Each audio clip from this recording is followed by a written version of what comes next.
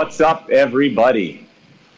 Welcome to this Endoscopy On Air live event sponsored by our collaborators from Taewon Medical and streaming from the University of Minnesota, where it's always warm and sunny. I'm Stuart Amato, and I'll be moderating this event with our friend and colleague, Tomas Ganda. I'm not seeing that they're showing our view, or Tomas, are you there? I'm here. Good morning. Good morning, everyone. Good morning, Stuart. Good morning, Marty.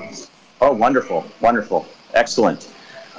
So today's event centers around the management of hilar malignancy, and we have the honor to join and observe Dr. Marty Freeman, who managed a case by ERCP.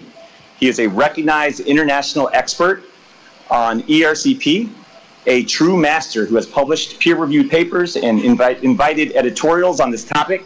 In fact, has been using metal stents to manage hilar malignancy for over 20 years. He's already cooking, but before we jump to the case, got a few introductions to do. And when I say few, I'm using that term loosely. All right, so we've got Monica, who is circulating. We got Brianne, who's our director. We got our IT staff, Tina and Luke. We got Michael over here doing radiology. We got Natalie, making this all possible as our CRNA. We got G.I. Jen working here as our scrub nurse. We got guests from Taewon here. We got Nicole and Nick, who flew in, and guests from Stryker also here to make sure all this can happen, and that's Inga and Steve. Can we show the case presentation slide? I'm wondering if there's a delay, but so long as I am live with my audio, I think we can move forward. So it's a little delayed. I think it's okay. We have a 57-year-old woman who we're going to be helping today with a bismuth 1 hilar obstruction. And when the slide actually presents itself, you'll see that there's a schematic that shows what a bismuth 1 malignancy looks like. It's at the base of the bifurcation. There we go. And Dr. Ganda is going to actually, if we have time, go over some of the details of how to master biliary anatomy in a short presentation. Now, in the top right, there's an MRCP of this patient, which shows loss of signal at the base of the bifurcation with diffuse intrahepatic dilation. Now, there's evidence to demonstrate that this is secondary to a gallbladder adenocarcinoma, and unfortunately, it's been demonstrated to be metastatic with lesions sampled within the liver. This was managed initially by one of our colleagues with a single plastic stent at an outside hospital, and she did relatively well, and her numbers actually trended towards normal, except a couple weeks later, they bounced right back up. So right now, I'm going to kick it over to Dr. Freeman. Pause for 1 second here on the audio so that we can make sure his mic is on.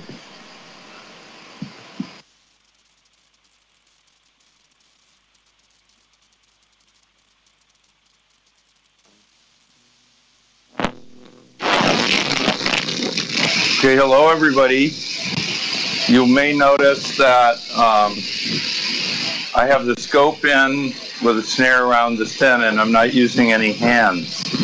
And we'll get into that later. This is called a scope dock. To me, it's revolutionized ERCP, not only ergonomically, but stability. You just stand very still. You don't have to expend any energy, and you have 2 free hands just to stay still. That's one of the hardest things to teach fellows is stop moving. All right, so lady has a single 10 French rigid plastic stent just through the stricture, just into the takeoff of the left hepatic duct. And as typical, it only lasted about 2 weeks. She had some chills a few days ago, but fortunately made it to the course. So now we're going to remove it, and being a very rigid stent, and we have gone entirely to soft stents here for years in the bile duct as well as the pancreas in normal duct. Normal pancreas is for prophylaxis.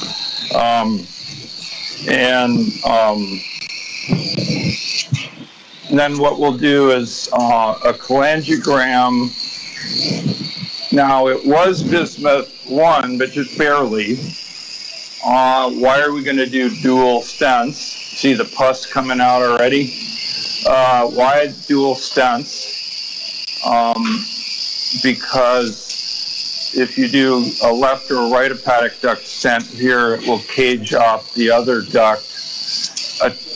And the tumor is going to grow. This is a gallbladder primary. There's not as effective immunotherapy and probably won't offer her radiofrequency ablation, although we do. And in cholangiocarcinoma, and we do it through metal stents, through Y stents. And I'll walk you through why the Y. Great. So, and then because there's kind of pus in there, PID, we're going to not do an aggressive cholangiogram until we sweep a little bit. And, you know, if you were doing this for the first time, we would pass the knuckle of the wire as far as it goes. Here it's going in the left hepatic duct.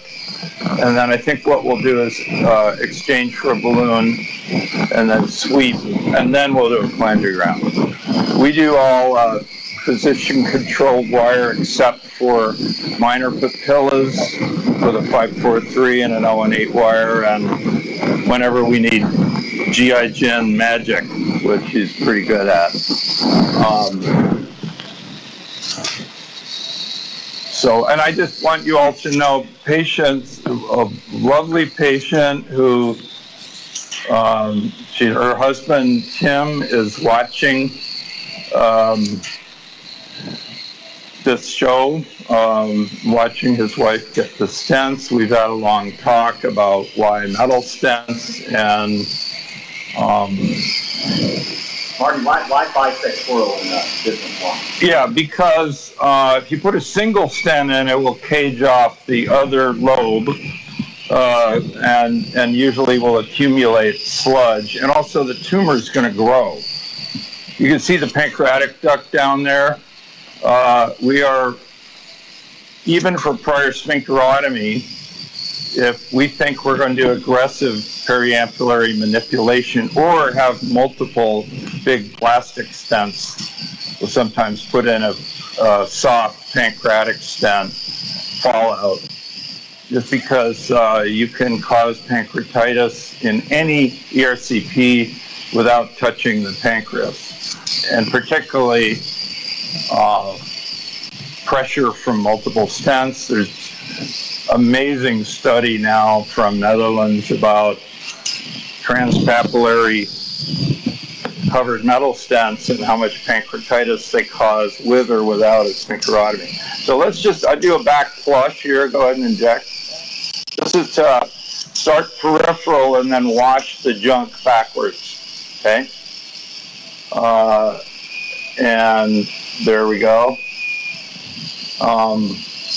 So she has a trifurcation anatomy where the right posterior comes in to a trifurcation, as opposed, and the right posterior sector can come in anywhere from the gallbladder to the common hepatic duct to the trifurcation, and it can come into the left hepatic duct. One of the reasons unilateral and bilateral doesn't mean much. Okay, balloon up. Okay, so you see it's right there. Okay, so the stricture is right there. You also notice that she has a very typically small distal duct, which is why we do Y stent in stent, because if you do side by side, it's too much for a small duct, and suprapapillary will crowd off the other duct. Okay, let's do a cholangiogram here. Put the balloon up and inject. Yeah. So Dr. Freeman, do you have any concerns about the intrahepatic being relatively undilated? No. You know, you're not going after dilation doesn't mean much. Atrophy and tumor replacement does. Save that, please, Michael. Okay, and then let's put another wire in. Okay. And what we want to do is get a wire in. I think that it's very hard to tell on an AP view which is right anterior and posterior. That doesn't really matter. The main thing is for Y stents, we're going to, and I think we actually will put a 6 millimeter. We have a 6 millimeter diameter, right? We'll do that for the second stent. We'll do an 8 by 8 for the first one, which will be the more angular. Whenever you're doing dual Y stent and stent, put 2 wires in the desired sector ducts, and again, they can. The next guy I'm doing, who is backup for this course, has separately obstructed segments 2 and 3 in the left lobe and atrophied right. So we're doing Y stents in him, but both in the left lobe. That's why, again, it's unisectoral or bisectoral or trisectoral ducts, not unilateral, bilateral, because sometimes the stents go on the same lobe. And I think Dr. Gonda is going to give us a talk about segmental and sectoral anatomy, because it's really important. Also, on looking at 3D imaging to see what lobes, what the volume of the sectors you're draining is. So you knew what you were doing before you started? Yeah. So we've looked at the MR and the CT, and she has no atrophy.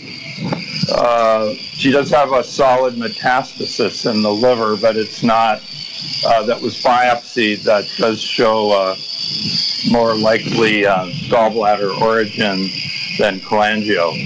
And then you're going to use that to target chemotherapy. So if we need to, we'll use we'll see if that's a good duct to stent. We'll see. Maybe, maybe not. We use swing tip catheters a lot to get selective intrahepatic access. But let's see what this duct looks like. And when you're doing Ys, you always do the angular stent first. So strangely, if it's this one, we'll do the right first and the left second for the left straighter inject. I'm not sure this is the sector we want, but I think it is. Yeah, I think it is. That's the one we want. And it will drain, it will drain, save that. Notice we have knuckles on the wires. Always use angled tip wires, because straight wires can puncture the liver capsule and puncture the terminal ducts and cause, especially when you're putting in difficult stents, and that can cause liver abscesses, subcapsular hematoma, or even perforation. And we, unfortunately, despite my paranoia about that very difficult hilar tumor about a month ago, just that happened, formed a liver abscess at the end of one of the. Let's balloon dilate with a, what do we got? 6 millimeter? Yeah. You know, can you grab a 4 instead? Because it's. I think we may have that. Yeah. I'm gonna now for hilar lesions for plastic. You usually don't balloon dilate because it promotes migration. For however, for metal stents, you want to pre-dilate rather than post-dilate. And I'm going to tell you why. Because imagine we do side by side here. Ample evidence suprapapillary is better than transpapillary. There's data for hilar tumors now. There's data for distal tumors. There's data for plastic, and there's data for metal. We have always done suprapapillary hilar with Y stents. Now, why not side by side? Because of reintervention. When you do side by side in a small duct like this, suprapapillary, one of the stents will crowd out the other, and it can be absolutely brutal or impossible to get access to both. When you do Y stent, they converge to form a single lumen, And I will say every one I've done so far has been with open Zilver or Epic or Plexus laser cut stents. Okay, to both. We'll dial both. And if this was a bismuth 2-3, I would definitely dilate up into both strictures, but here I'm gonna dilate just mostly the stricture. Don't necessarily need to dilate the duct. And never want to dilate bigger than the native duct. You can actually rip it. So just going to do a quick go, and then let's start with the it's a little unusual here because the duct's so small, but a 6, do we have 2 8s, 8x8s? That would be ideal. I think it would be easier to place the second stent through an 8. And these, again, my experience is with laser cut stents, where the challenge can be getting the second one through the first one, but they're very easy to re-intervene on. Never had a problem. I'm curious what Tomas's view is on re-intervention in side-by-side. Go ahead and dilate. I'm listening to all, but I have one quick question. So you mentioned you mentioned that you're choosing between the two sides. How are you going to choose which side you're going to stent first and run the stent? Well, it's the takeoff. You want the angular one first, and that usually is left. But in this case, that may be right posterior, but it's more angular to the patient's right lobe, which is screen left. So I'm going to put that one in first because that gives me the best shot at getting the second one straight up into the left lobe. All right, so balloon down. What are some of the problems with trying to get it? Does the size of the duct sort of concern you in any way, Martin? Yeah, these are small ducts, so we could do 6 mil. I've just not used 6 millimeter. We usually use 10 millimeter stents. The laser cut stents expand to the size of the duct, but they don't keep going. This is my first experience with the Taiwan stent, but I'm excited because they are specifically designed for this purpose. Look at the junk coming out of there after a mere 3 weeks of a plastic stent. I debated Dr. Raj Shah at the last ASG course, actually last fall course, on metal versus plastic, and I am baffled why the majority of Americans still do plastic. They last for weeks or months. Patients with cholangio live for years. We have 6-7 year survivors. I've seen a guy with 31 ERCPs with 11 episodes of cholangitis till we put metal Y stents in, and now it's been a year and a half with no intervention. And what's your take on RFA therapy? Yeah, so right. So we've done about 45 RFA for hilar tumors, and we do them after the Y metal stents, and it works beautifully. And we've caused, I don't like to say had, the patients have the complications, but caused virtually no complications. And I think it's because if you do metal stent first, if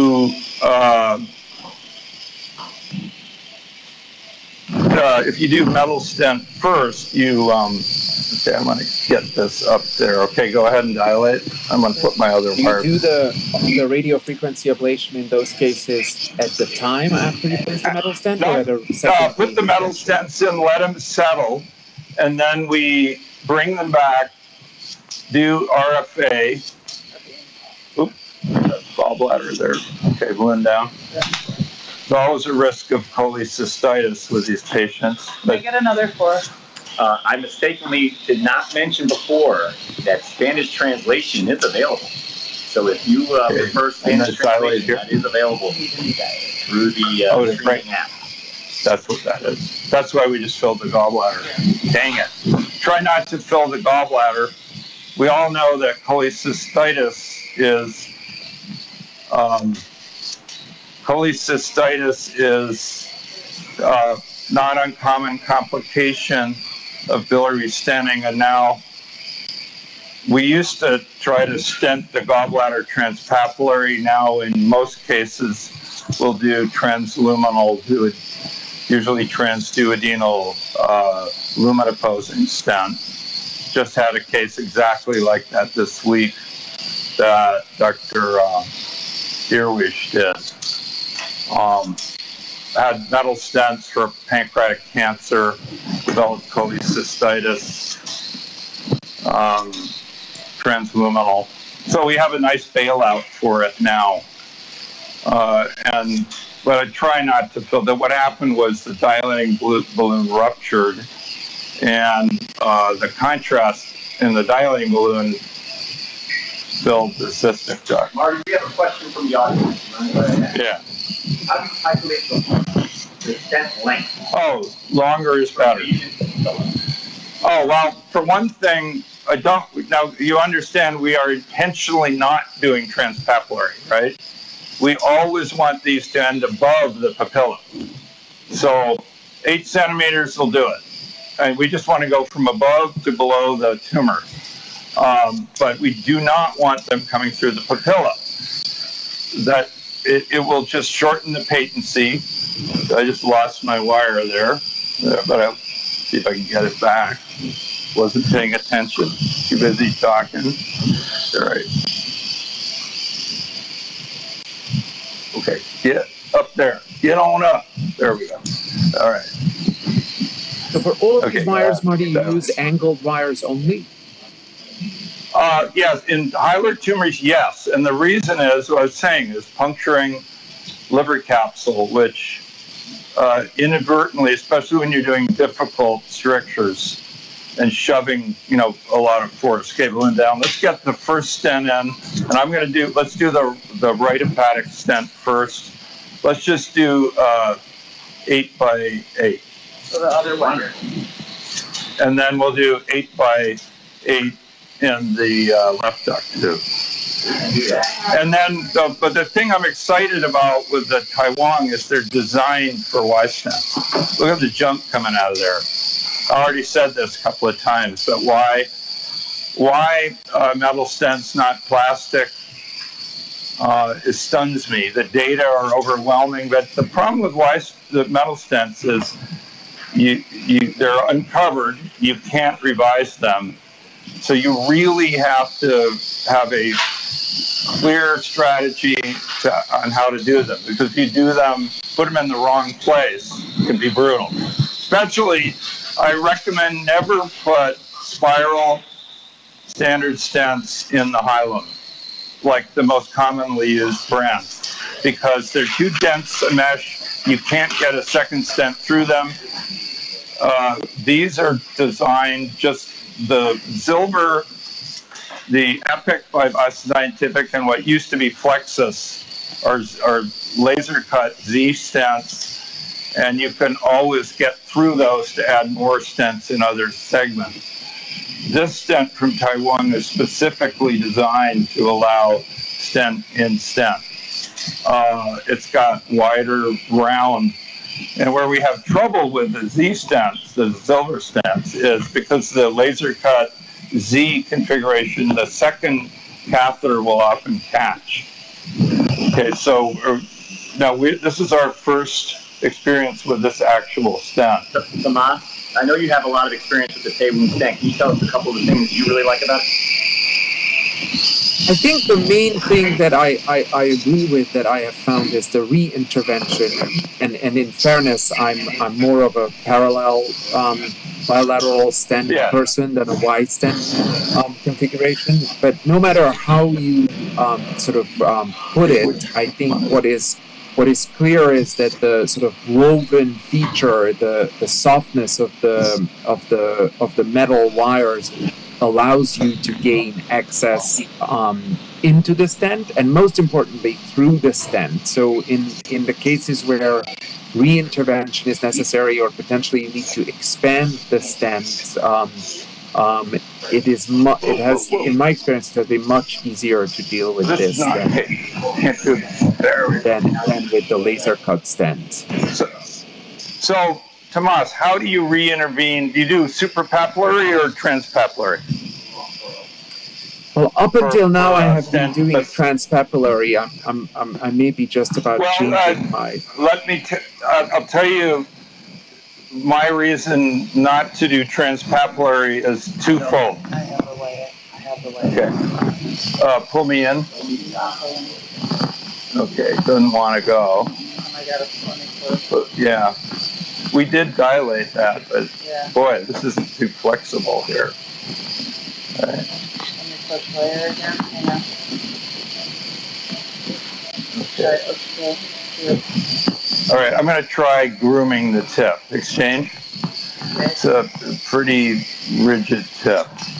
Otherwise, we may have to go to a different kind of stent. But Tomas, how do you? The problem with transpapillary is there's ample data. Patency is shorter. Reflux of food. But the other big problem is posterior CP pancreatitis. Even with a sphincterotomy, one stent over a normal pancreas can cause significant pancreatitis, even necrotizing. We have seen that. And two, it very commonly will compress the pancreas. So what I'm going to try to do here is groom the stent a bit with a curve to get it to flip around that corner.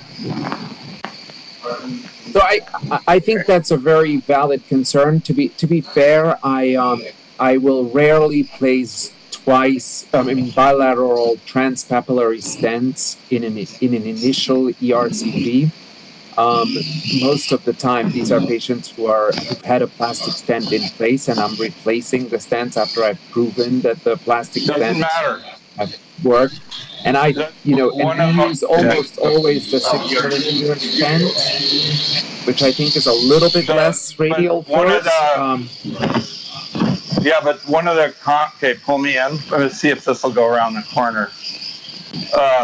One of the commonest misconceptions about posterior CP pancreatitis is if you prior sphincterotomy and not instrumenting the pancreas directly will prevent pancreatitis. Just the pressure. We had a patient had a sphincterotomy perforation in an outside hospital. No pancreatitis. The colleague went in 2 days later, put a fully covered. Now, and I don't know that makes a difference, but there we go. It just went. See that? Yeah, I see that. I was just worried about this one getting around. Okay, great. There's first one. This is 8 centimeters. Is this 8 centimeter length? Yeah. Where's the 40%? Okay, where's the tip of the stent? Is it above the papilla? Yeah, just barely. So pull me in a little bit. Yeah, I could have done a 6 here. Some. Yeah, I usually like them higher up than that. I wonder. Okay, well, let's go. This is really an 8 centimeter stent. Wow. Okay, let's deploy it. Come on, how much foreshortening do you tend to do? You'll see a little bit of foreshortening, but I mean, this looks a little bit longer than I would have expected for an 8 centimeter stent. Yeah, I mean, I usually put them high. Go ahead. But I think the suprapapillary thing is critical. Okay, and I'm putting this deeper than I normally would. Okay, go ahead. I'm having trouble. So it looks like you're pulling back on it a little bit, right, Marty? I am. Always, yeah, you always have. I'm pulling back. Yeah. But I'm trying to see. One thing I learned about these stents is that as you pull back, it de-sheaths the stents. Mag one. Okay, I just want to make sure I'm seeing the stent expanding. So it's up there somewhere. As long as we're below the stricture, keep going. Yeah, there it is. Okay, so stop. Yeah, there we go. I think I want it about here. So keep going. There we go. Okay, so there's that one. Save that run. Now let's get the delivery system out, and we're going to the trick with Y stents. Okay, exchange. exchange. Okay, it's stuck there. So can you reclose that? Yeah, it's stuck. Jeez. Yeah, there we go. I lost the other wire. That's okay. The other wire is just a guide. It's not actually, right. Okay, did that break? Did your tip, I think the tip broke off in the patient. What? I don't think so. No, That's the stent? Okay, good. Then it's good. We don't It really looks need like it that hasn't wire anymore. totally expanded, but you have these radio We can post dilate it. We can post dilate it. The other wire is just a finder wire. You can't put the second stent there. So let's take. Why don't we use a swing tip? I want to show how that works. And then Can I get the swing tip, please? swing tip with a long visi. These are always an adventure. We got another related question from the audience. Yeah. What stent do you tend to use, covered or uncovered, for pancreatic head malignancy? Uncovered mostly. So I'm just gonna, the goal now with the other wires that was up in the left duct is what we call a finder wire, but we have to go back through the lumen of the first stent with a knuckle, get up there, aim in the right direction, and find the duct through the lumen of the first stent, which actually has kind of a nice little buckle on it, I see.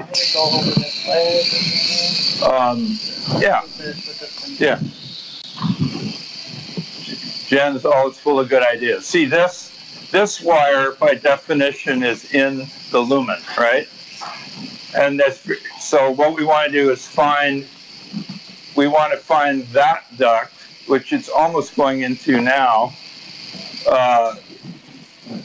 with the, and we use a swing tip catheter, which allows us to aim the catheter, not just the wire. And then we're gonna put, the beauty of these stents is they're very wide mesh. They're very wide mesh, so feeding side branch ducts will drain through them. So it's a very different concept than distal malignancy.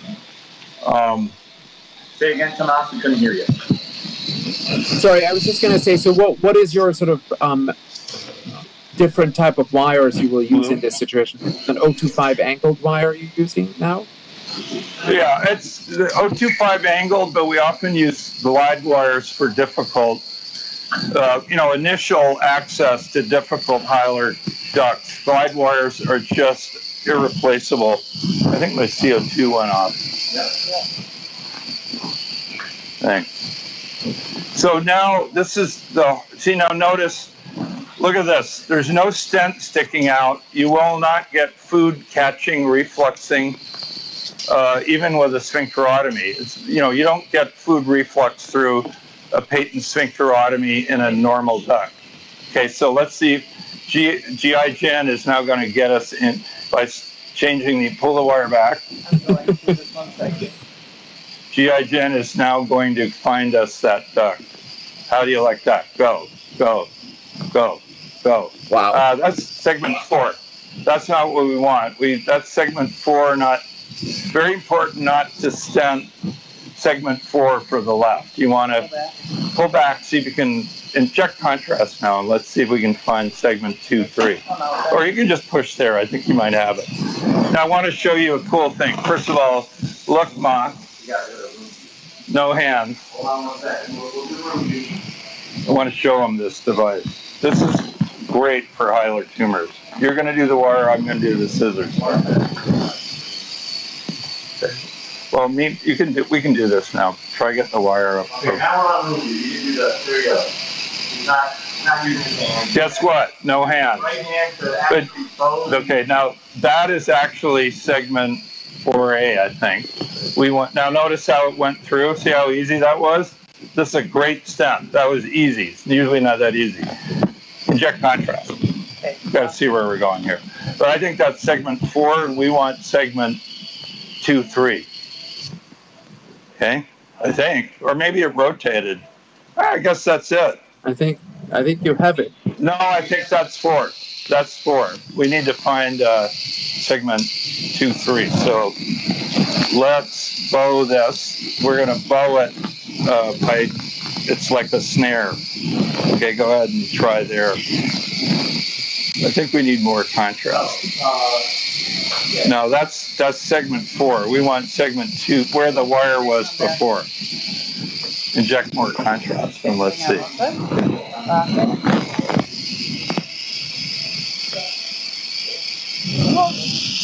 All right, look, unlock the base, Michael. I want to go up. Just unlock the base and let me move it. Okay, yeah, see one of those long ducts over there, and then towards you. Go ahead. Yeah, see, that's not the right duct, but we'll find it. And we might need to go to a straight wire. Okay, let's see here. Yeah. There's a question from the audience. What catheter are you using now? It's a swing tip catheter, and what I wanted to show you with a room view is you can change watch the fluoro. See how I'm changing the angle of the catheter? All right? Just keep there. Try, you almost had it there. See the knuckle? Okay, there, push. I think you're about to get. You want to follow me up? Yeah, I'm not sure that's it. Let's, we may need a glide wire for this. But I want to point out how easy it was to get through the first Taiwan stent. That's the hardest part. And if you can get this catheter through, you can get a stent through. Careful there if you're, maybe we need a different wire. Let's just quickly go to a... Hey, go to straight. Let's try a straight busy, and then we'll go to a glide wire if that doesn't do it. But this is segment 4. Don't send segment 4. Let me do the wire and you do the scissors. Okay. I want you to notice that I have 2 free hands, and as long as I don't move my hips, it's fine. So that's obviously not it. Okay, let's get up here, put some contrast in. I can do that. Where is that dang duct? It's, this is typical of hilar tumors. They're rarely, you think they're going to be quick and easy. Bend the heck out of it. I am. Okay, other way. Okay. Oops, no, that just came out. Yeah. There we go. Okay, try now. Okay. Yeah, we're gonna need. Let's get a glide wire. I think we're gonna waste time with it. There's a straight glide wire. Yeah. Straight glide wire. I just want to get into a deeper duct, and then we're gonna have no trouble putting the second Y. But I really think the suprapapillary, the whole idea of transpapillary stents is frankly antiquated. It's historical because of rigid plastic stents. We use all soft stents, like Jolin stents for hilar tumors, and we put them in intraductally, intentionally, 2 or 3, or maybe 1 transpapillary and 2 intraductally. They're very easy to get out. Rigid stents are impossible, difficult, dangerous to get out. And with metal stents, even more. I mean, we often have to trim off extensive metal stents sticking into the duodenum because they're caked with food and pus. Okay, be really careful with the glide wire because it'll punch right through. But I think we're just missing an angle here. But I just want to say how easy it was to get through that. Okay, let me do the wire if I can. Question from the audience, yes, that radiopaque marker is near the tip of the swing tip. Yeah. Okay, and I'm going to come back a bit because usually you're too far. That's right at where you usually see that's, and you got to be careful with this because they'll just go right through the liver capsule. Put some bend on it. Okay, and I mean, typically I allow 2 hours for a hilar tumor. I was hoping it wouldn't take that for this, but there's always something different. Now, we could put a short stent in there, but it's just better to get into segment 2, 3.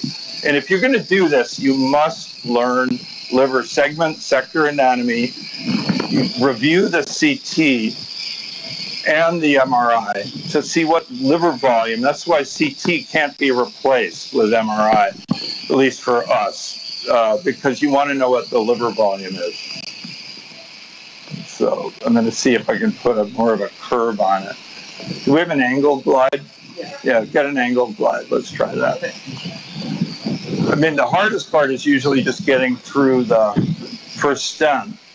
And I mean, it's much easier to put side-by-sides in, but I worry about transpapillary, as I said, reflux,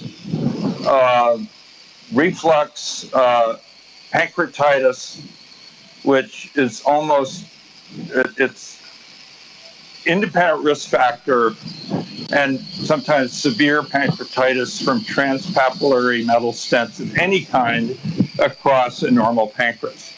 And I was telling you about a patient had a perforation at an outside hospital, sphincterotomy, pure biliary, no pancreatitis. Then 2 days later, partner goes in, puts a fully covered metal stent across it.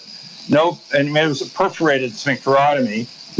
And the patient got necrotizing pancreatitis from the transpapillary metal stent. And then multi-organ failure, transferred here. Despite all her best efforts, she passed away. So do you always place a plastic stent, Marty? So if you're going to place a transpapillary stent in a distal bile duct obstruction, do you always place a plastic pancreatic stent? No. Depends on there's no such thing as always or never. You want a light? No, it's just it's slipping. It's okay. There's no such thing as always or never. If the patient has an obstructed PD, no. If they have a normal pancreas, and especially if we got a wire in the pancreas, we always put in a fallout stent. The ones I designed that are 4 French, single pigtail, no flange, and they stay in for long enough, but then they'll pass, even next to a metal stent. So, Marty, there's questions about the exact wires you're using. Can you go over the wires you use and what you're using now? Yeah, so one thing is, VisiGlides are pretty good wires, but they tend to go to the same place every time over and over again. Keep bending. Yeah, you have it. Bend it. Yeah. And we're...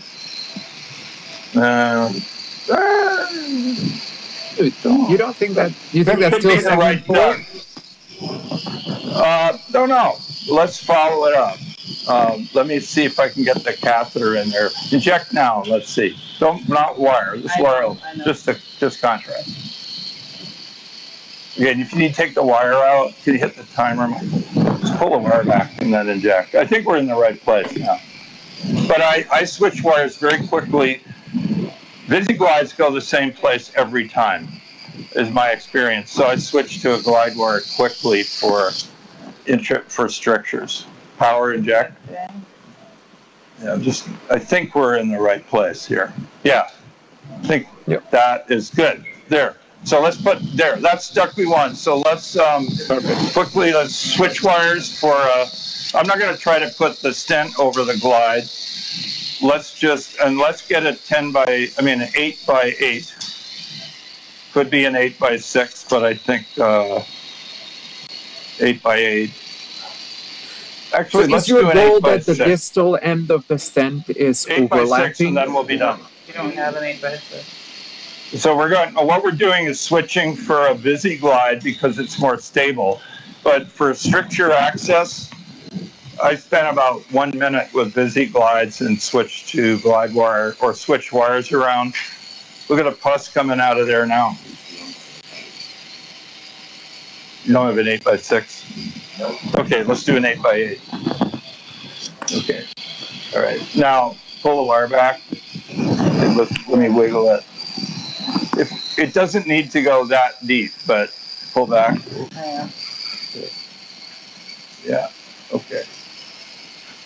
See, it's already. But I mean, the stent. As long as we're in segment 2. No, it's gonna push me out.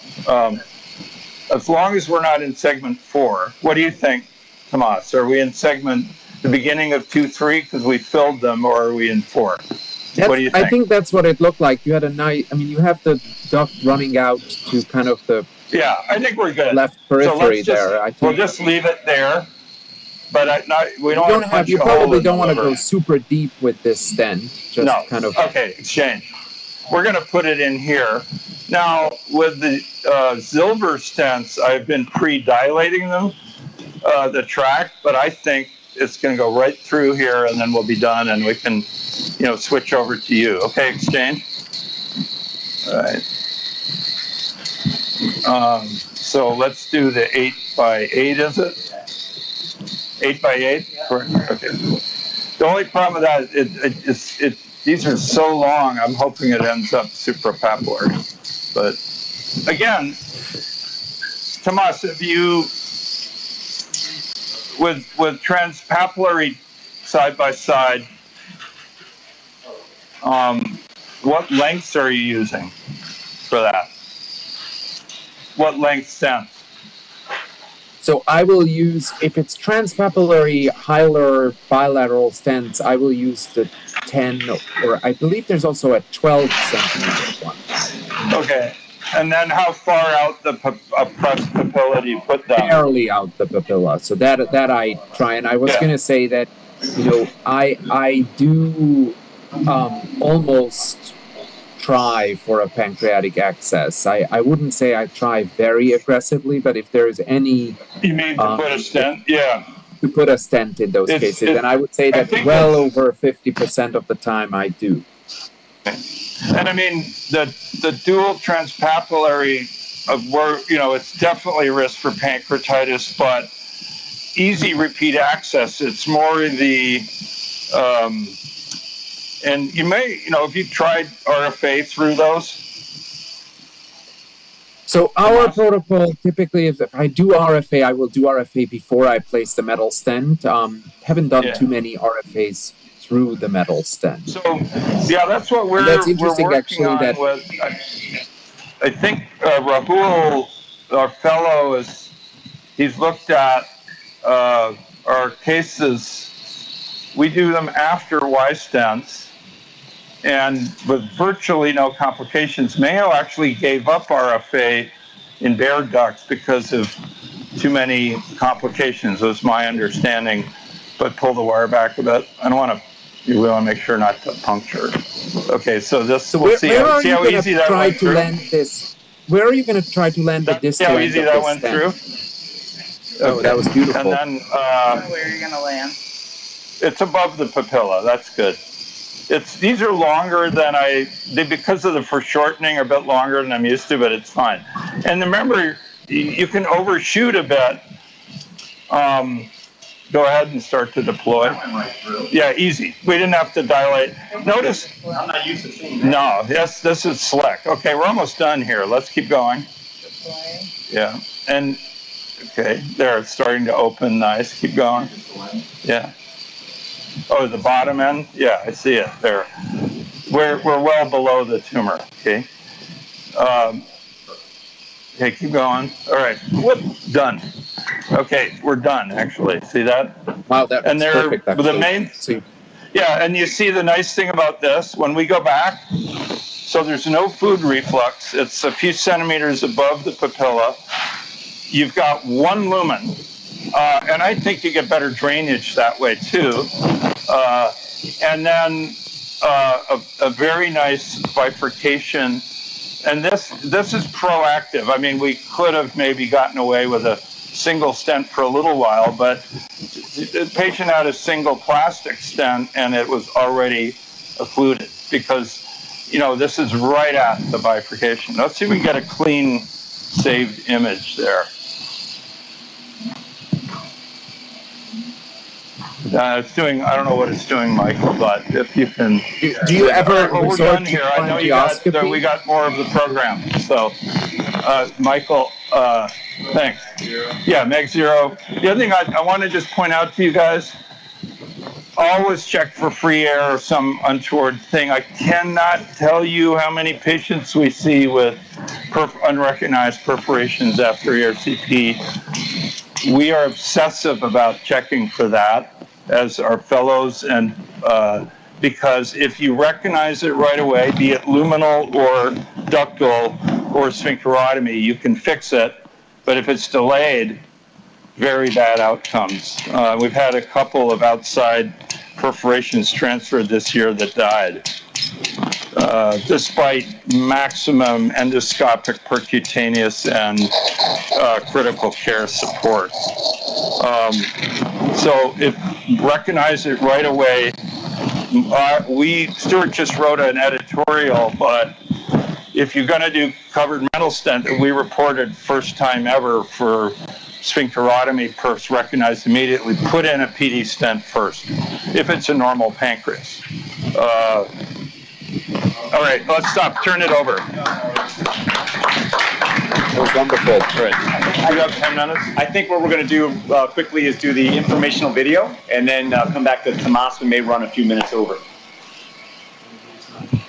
Yeah, turn this one.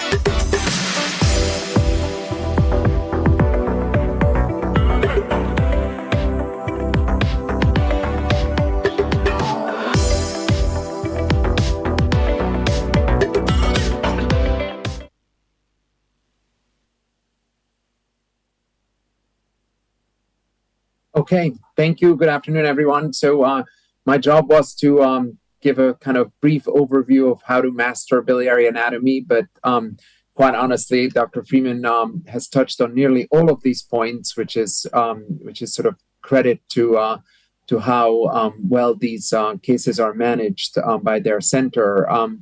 Just a few points to point out. This is really management or approach to a malignant hilar obstruction is truly a multidisciplinary decision-making. Before we embark on these procedures, it's always important to understand the indication and the urgency. What is the actual treatment plan for the patient? Most importantly, if this is a palliative or a surgical management as sort of the next step. And as I think, again, Dr. Freeman touched on it, it's really more than in perhaps any other biliary intervention that we do, a review of cross-sectional imaging, whether with MRI or CT scan, and we'll talk about which one when, is critical in these cases to understand the anatomy of the obstruction and also to understand the intrahepatic biliary anatomy. And then one other thing that was touched on is really the role of assessing liver volumes and understanding where the tumor is and what part of the liver is viable and needed to be sort of drained to achieve adequate drainage and thereby liver function. So when talking about the anatomy of a hilar obstruction, it's really is sort of the Bismuth-Corlett classification that sort of drives this decision-making. We saw a demonstration of a type 1 bismuth stricture, which is really a common hepatic duct stricture. A type 2 stricture is extends to but does not invade or does not involve the left or right intrahepatic ducts. A 3A and a 3B are either left or right intrahepatic duct strictures, and a type 4 stricture means that the obstruction involves both sides of the liver lobes and the common hepatic duct. Although this is critical to understand from a perspective of stenting, probably the most important impact of this is also for surgical planning or resectability planning. And I think in addition to understanding sort of the biliary anatomy, in these cases, it's also important to understand the concurrent vascular anatomy, which sort of drives the surgical decision-making. In essentially, whether in endoscopy or in a surgical management, treatment complexity is definitely increases from type 1 to type 4 strictures.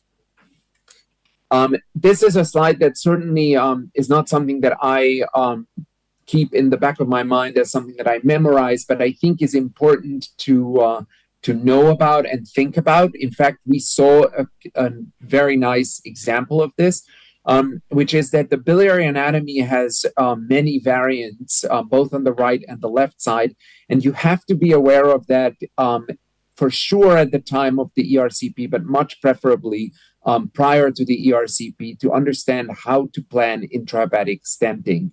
Both the left and the right hepatic ducts have sort of most common variants. We saw a example of a type 2 right hepatic duct variant, which is the second or third most common example, where you sort of see a trifurcation of the right-left ducts. And similarly, certain variants can happen on the left side. I think it's rather than sort of knowing these types, it's most important to be aware of these possibilities and recognize that less than 3/4 of sort of the biliary anatomy is kind of the way we were all taught in medical school or have drawn it in medical school. And then the next part about sort of mastering the anatomy or aspects of the anatomy is really understanding liver volumes, and which really drives the need for biliary drainage. There is sort of the old, and I think this is what most of us use, which is an estimation method, where you sort of estimate that by draining left, right posterior, or right anterior in a healthy appearing liver, draining two of those sides is likely to provide more than 50% drainage. And there is some debate in the literature whether 50%, 75% drainage is necessary, but it does seem like at the very least achieving 50% of functional liver drainage is critical. A slightly more sort of advanced way to do this is really to look at kind of quantitative volumetrics, which is something that is becoming increasingly possible and standard on MRI imaging. And this takes into account a very important sort of change that happens with biliary obstruction and liver tumors, which is a significant lobar atrophy. And this image shows on the right here that in certain patients, there may be very significant lobar atrophy, let's say in the left liver, and that sort of guides that stenting of potentially even very dilated left liver segments may not result in any significant adequate drainage. On the next slide, I'm actually showing two sort of recent examples of cases that we have seen either from other hospitals or on our own. On the top, you can see a case. This was a woman with a sort of difficult to diagnose but large hilar tumor who had very significant right-sided ductal dilation and atrophy. But the atrophy was so significant that actually when we were, and this was not actually our procedure, but when a left-sided stent was placed, and a single left-sided stent was sufficient in this case to drain the liver. And I think this is important to recognize that if there is atrophy and right-sided dilation, you may not have to access all of those ducts. You may even want to avoid accessing all of those ducts for risk of infection. On the other hand, the graph or the case on the bottom shows a very complex hilar obstruction, type 4 obstruction. And this was a patient who underwent an outside hospital ERCP. It's always an outside hospital where they do the not perfect thing. But on this outside hospital ERCP, a left-sided stent was placed. And with that, actually, the liver function did not improve at all. And you kind of could have predicted this based on the fact that this is a hilar obstruction with essentially preserved left and right liver lobes and no significant degree of atrophy, where right-sided stenting was necessary. And in fact, the picture on the right shows a bilateral metal stents, not in the Y, but rather in the parallel configuration placed that have achieved perfect biliary drainage. So we've gone through most of this, in the interest of time, I will be very quick. Procedural planning, I think Dr. Freeman covered minimizing pancreatitis risk more than anyone can. I think you also want to be aware of minimizing cholangitis risk, certainly periprocedural antibiotics and conservative injection of intrahepatics, especially the ones that one has access to, is critical.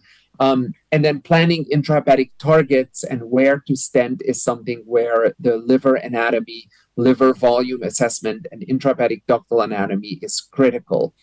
This is perhaps the future. I think maybe one day we will be planning our ERCPs and using this technology. This is something we're actually experimenting with. It's essentially a multimodal image guidance where you transpose an MRI image on the fluoroscopic image to help you guide into a segment that you may not initially identify, and you basically transpose the MRI image onto the ERCP image to allow you sort of a virtual image of where you should go. And this is really critical, or whatever sort of variation of this we can achieve in the current technology. It is critical and sort of shows the point that understanding the intrahepatic anatomy is what really will determine the efficacy of drainage. We've heard a lot about procedural decisions and stent choices, so I won't belabor this too much. I think unilateral access, when you achieve only unilateral access and bilateral access cannot be achieved in these cases, it's probably best to leave a plastic stent or a metal stent only if there is a decision that this is a palliative procedure, or if there is significant atrophy of the other lobes. So again, another example to really understand the anatomy up front.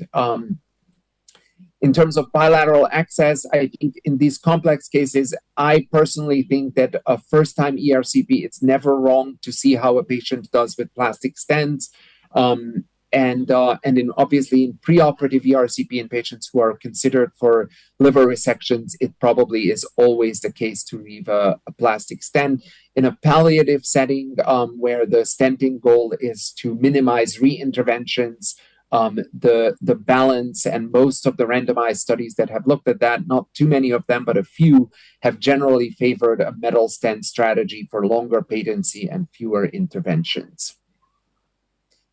We've touched on it a little bit. I just wanted to sort of show this point that there are now intraductal ablation strategies to be added as an adjunct to this. Most of these impact reocclusion rates, less so, unfortunately, thus far in the data, overall survival. So to summarize, in terms of an approach to a malignant hilar obstruction, again, this is where a multidisciplinary discussion involving surgery, oncology, and IR is critical, followed by a very close review of the imaging data, ductal anatomy, and liver volumes, and then an informed consent and discussion with the patient.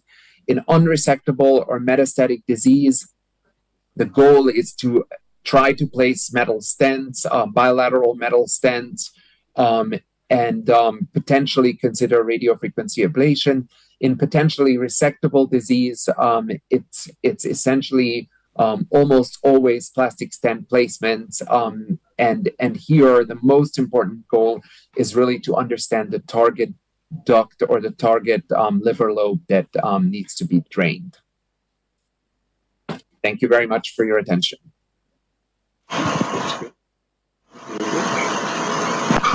Fantastic. Are we back to our room? I believe we probably are, with a little bit of video delay. Just want to thank everyone for staying a little long. As we can see, each of these are unique cases, and most of them are not done in 20 minutes. They present their unique challenges. But it was a real honor to learn from Dr. Ganda, Dr. Freeman today. Thank you to our audience. Thank you to EOA, and thank you to Tae-Woon's sponsorship. Dr. Freeman, any closing words? Great talk, Tomas. I can say honestly, I've never heard a hilar tumor talk with which I agree completely, and yours touched on all the important points. It was a pleasure to hear. That was great. Thank you. That's a real honor to hear that. So thank you.